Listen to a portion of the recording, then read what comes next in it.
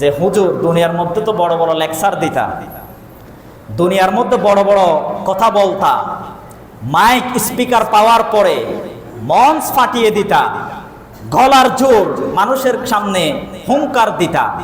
যখন আমি সময় দিয়েছিলাম, যখন তোমাদেরকে পরিবর্তন করার সুযোগ দিয়েছিলাম, তখন তোমাদের এই বক্তব্য আর আমরা পাই নাই। আমি আল্লাহ সুযোগ দেওয়ার পরেও তোমার মুখ থেকে দিন কায়েমের কথা আমরা শুনি নাই। সুতরাং তোমাদের মতো হুজুরকেই আগে আমি জাহান্নামে ঢুকাবো, এরপরে বাকি হিসাব তোমাদের থেকে আমি খড়ায় নিব।